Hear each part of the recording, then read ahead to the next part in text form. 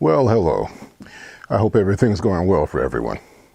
You know, it's been a while since I've actually done a video on some of my favorite tools that I use pretty much on a regular basis in my photography. So I'd like to take that opportunity to do that right now. Okay, so let's get right to it. Okay, number one on my list of things that I use on a regular basis pretty much are wireless transmitters, or wireless lavalier microphones, I should say. And one that I picked up a few months ago was called the Saramonic. It's the UWMIC-9 microphone. And here are those units. Okay, these units are really invaluable because, as anyone knows, if you're out in the field, if you have a microphone rather that's mounted on top of the camera, you're basically limited in the distance that you can walk away from the camera itself, as well as the microphone. With these particular units, it has a range of about 300 feet, and the sound quality is very good. If you take a good look at these, it resembles the Sony units that Sony makes. All right, this is made by Saramonic, and these these particular units run about $269. You can get these all day at that price on Amazon. And I was very impressed with the sound quality of these. They're very reliable. They're 96-channel units, so you should have a pretty good range and be able to escape any type of static, any type of interference that's in the air. I wouldn't recommend so much using the default. The default setting is channel 1. When I first hooked it up, I ran into some problems with the default setting. So what I did was I went to the upper range, which is the range that they actually extended these units. This is a newer model, so they've extended the range. And I went up to channel 96. And once I go to channel 96, the audio is simply flawless and good audio quality. It comes with a lavalier microphone, which gives you pretty good quality. Some people have said buying another microphone might help just a little bit more and give you better quality, but I've been completely satisfied with this. All right. Now, the instructions aren't particularly good with this particular unit, but there are plenty of videos on YouTube to show you how to actually set these units up and pair them together. Okay. So, the Saramonic UWMIC-9 microphones. That's number one on my list. All right, number two on my list. This is actually a wireless shutter release. And here are the units here. Okay, it's the SMDV RFN 4-S. Now the company is SMDV. And this is actually the transmitter for the unit. And this little unit is the receiver. Now the receiver actually plugs into the front of your camera. Now, first of all, I use Nikons. So on the Nikon D800 and the D810, the connection is directly in the front of the camera. And this plugs in and then screws in to secure it. Now, this particular receiver has 16 channels. So you have a reasonably good number of channels to choose from. I found that the default channel 1 works just fine, and I've never moved it from that. Now, there are times when I do use this because it's a little bit more convenient than using a wired shutter release. I do use the wired shutter releases on occasion. Now, sometimes you're out in the field and you're in a position where it's a bit uncomfortable, and if you have a wired unit, you have to stay pretty much with the camera. But with this, you can set up your composition, move away from the camera,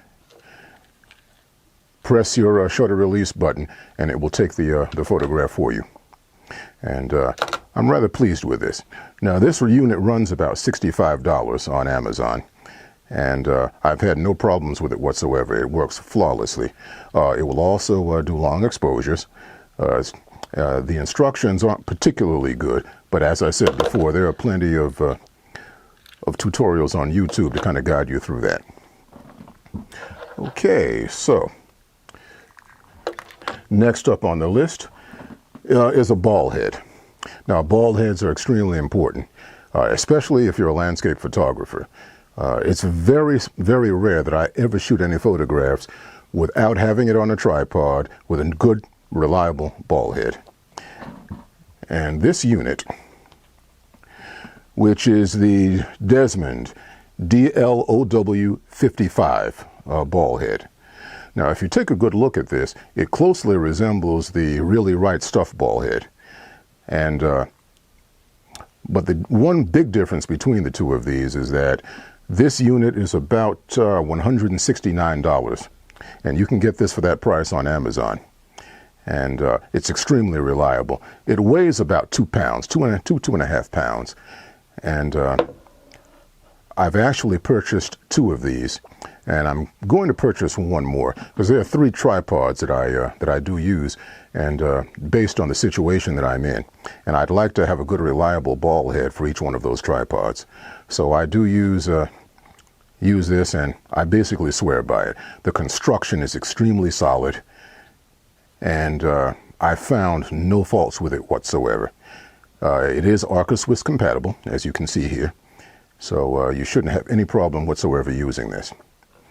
Okay.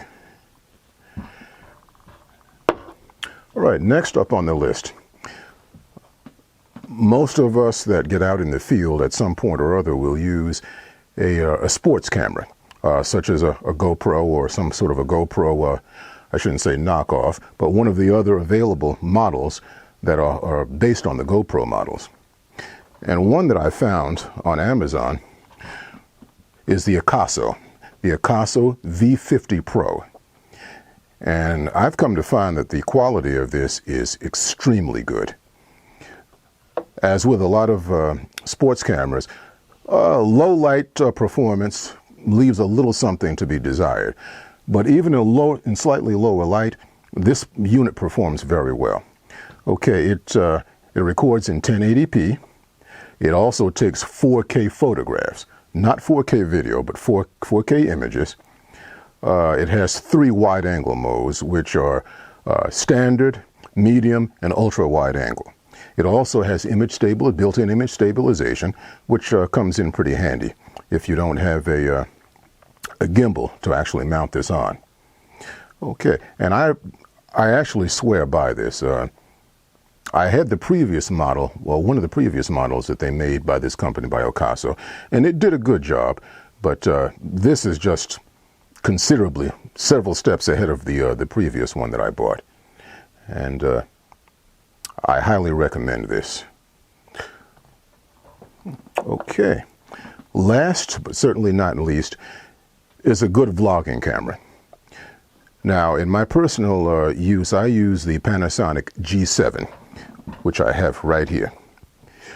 This is a budget camera that has an extremely wide variety of functions.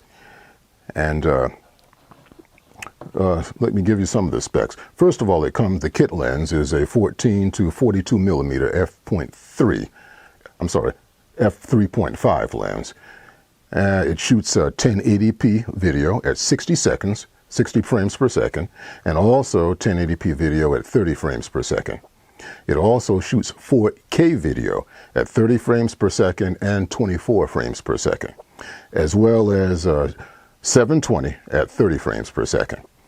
All right, the image quality, first of all, this is a mirrorless camera, and the image quality is very impressive. It's basically a budget camera. I purchased this for, let's see, I actually own 2. The first one I paid like $485 on Amazon for it, and that was the camera and the lens included. The second unit that I purchased used, and I bought that for around $350, and then I bought a used lens for around $60. And I have to say the quality of this is, it's definitely a step up from the cameras that I had been using, and I'm quite impressed with it. Okay, actually the video that that you're watching right now is actually being recorded with the Panasonic Lumix G7. So, I hope this video was helpful for you, And as always, if you've enjoyed this video, please don't hesitate to comment, like, and please subscribe. All right, until next time.